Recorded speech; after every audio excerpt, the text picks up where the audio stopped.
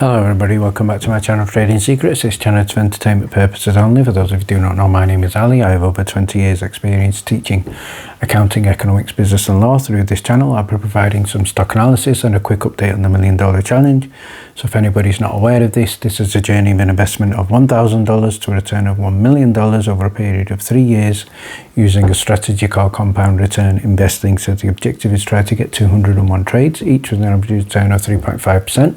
It's not 201 consecutive trades, we do take into account losses. So for further details about how to join us for less than $9 a month, information is available in the description below.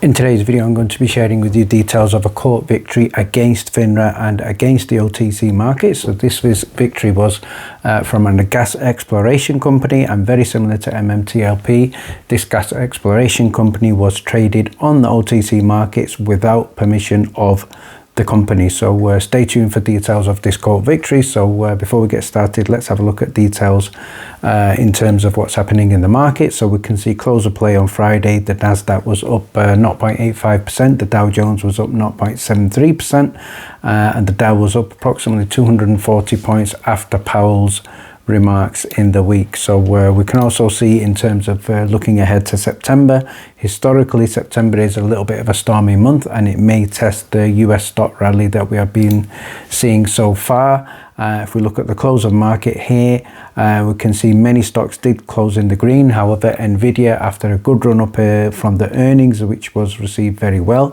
there was a little bit of a sell-off and Nvidia was down 2.43%, but most of the market did show some good recovery. So before we look at the court victory against FINRA and the OTC markets, quick update in the Rosa Tawil case against FINRA. The good news here, a notice of appeal has been submitted in the United States Court of Appeals, and this is dated the 15th of June 2023, so hopefully we'll get some positive updates there.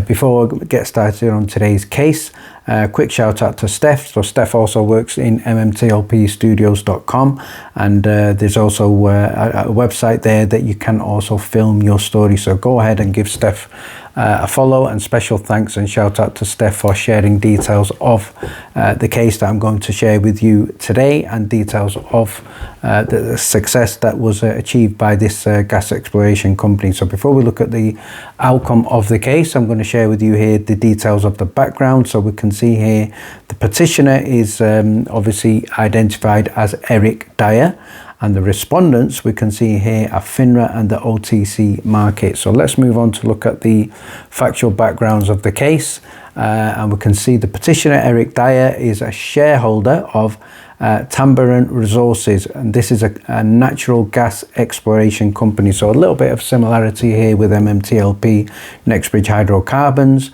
Obviously they are primarily more obviously oil and natural gas exploration, but this is a company that listed to trade on the Australian Stock Exchange ASX on July the 2nd 2021, and they were trading under ticker symbol TBN.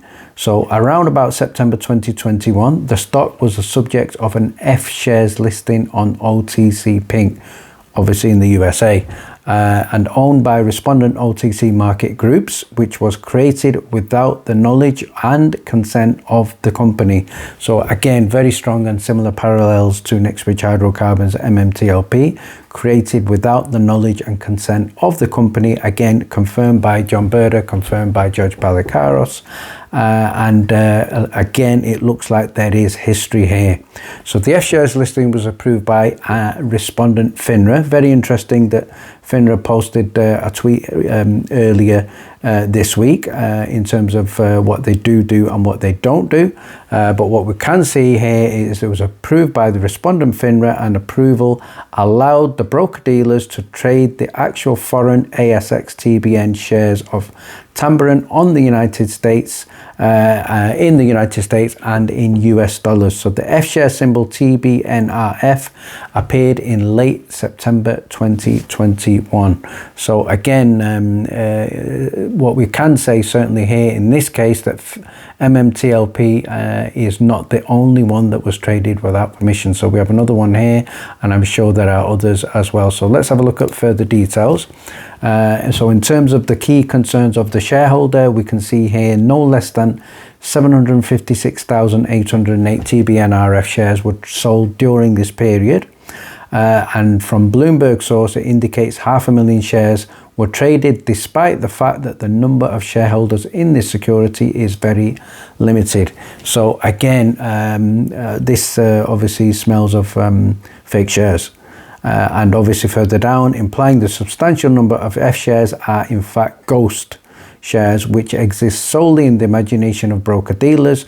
The John Doe defendant engaged in the trading of the F shares. So to me, this implies a significant negligence from the broker dealers selling these fake or ghost shares. So again, very, very concerning. And further down, the petitioner has a valid basis for a fraud claim under New York common law. So this was the case, this was the claim. Common law fraud requires that only that the misconduct complained of be set forth in a sufficient detail to clearly inform a plaintiff counterclaim defendant with respect to the indicators complained of. So again, to me, it seems like an open and shut case of fraud. And further down, in terms of what we mean by fraud, a fraud on the market occurs when a material misrepresentation is knowingly disseminated to an informationally efficient market. So again, case law example there, Basic Incorporated versus Levinson. So that was something that the law company provided in the court for the judge. To identify and give example of precedent. The market price of the stock will then include an artificial inflationary value. So remember, MMTLP share price was in no way an indication of the true value of the company. Similar here, it was an artificial and inflationary value. So looks like something has happened here again that is very, very irregular. So section C, the requirements for pre-action disclosure have been satisfied. So the petitioner, I think goes by the name of Eric, seeks from FINRA and the OTC market groups is material and necessary, the information he's seeking, because the petitioner is otherwise unable to ascertain the true identity of the entities that engage in the wrongful conduct. Both FINRA and the OTC market groups contain the granular trade necessary to aid in the calculation of damages in this case. So it certainly looks like this is a request for the blue sheets. It's a request for data, and this data is going to help him make a claim for damages. And obviously we know how FINRA are very, very protective of their data, and we know how FINRA are also very, very protective of broker dealers in certain situations. Further down, the petitioner has satisfied the requirements for obtaining the pre-action disclosure from respondents FINRA and the OTC markets to CPLR 3102 section C. So certainly that's obviously something that we have seen in other cases as well. So in terms of the relief requested, FINRA and the OTC market should therefore be ordered to provide documents regarding the identity of the broker dealers, market makers of Tamboran F shares, which were traded on the dates in the petition's Exhibit A, to the proposed subpoena annexed as Exhibit 2 to the verified petition. So a proposed order is annexed as Exhibition 1 to the verified petition. So the date of this is February the 28th, 2022 in New York. And obviously this is the company involved here is McCormick and O'Brien LLP, based in New York. So let's now have a look at what happened after the outcome of this case that was submitted. So I'm now going to share with you is a legal response from FINRA, and this is in the Supreme Court of New York, and we can see the response to order to show cause and verified petition to obtain pre-action discovery pursuant to CPLR 3102. So FINRA is now responding to the order to show cause and the verified petition to obtain pre-action discovery. So again, discovery is something that we are also looking for in the MMTLP fiasco. However, we have so far not achieved success, but what we are going to see is what happened in this particular case. So this is FINRA's response, and it states here, FINRA does not oppose issuance of a subpoena addressed to FINRA seeking documents and data to identify the broker-dealers and market makers of the security TBNRF for the period September the 1st, 2021, November the 30th, 2021. FINRA will require a minimum of 60 days from the time the subpoena is served. So it looks like FINRA have given up very easily in this case. Again, this case was certainly argued very well. This case also looks like an open and shut case, and I think MMTLP is also an open and shut case, but it looks like FINRA have not put up a fight in this case, and they have agreed to provide the data. So, and it states at the end, FINRA does not intend to appear further in this case. Let's now have a look at the letter from FINRA. So this is addressed to Mr. O'Brien. So Mr. O'Brien, Liam O'Brien, is a representative from the legal company, McCormick and O'Brien LLP, and who are based in New York. So what FINRA have stated here to Mr. O'Brien, it says, I am enclosing one PDF file labeled FINRA 0001, which is a zip file, includes the data and related reference materials that are responsive to the subpoena. So this is an example that obviously getting hold of blue sheet data, trading data is not cumbersome, it is not an inconvenience, it is something that they can do, and it's also something they did ask for 60 days, but in the MMTLP situation, they are very, very strongly refusing to provide it. But in this case, it has been done. So they stated here, the data file includes one Excel spreadsheet that contains trade data for TBNRF and for the period September 2021 through to October the 4th, 2021 for the following trades. So again, details provided of all the trades. And what we can see here in terms of the reference materials, it also includes off-exchange trade data. And further down, they stated that FINRA expects the parties to safeguard the documents and keep them from non-public use. So they don't want the general public and retail investors to see this data. It's only for obviously the petitioner.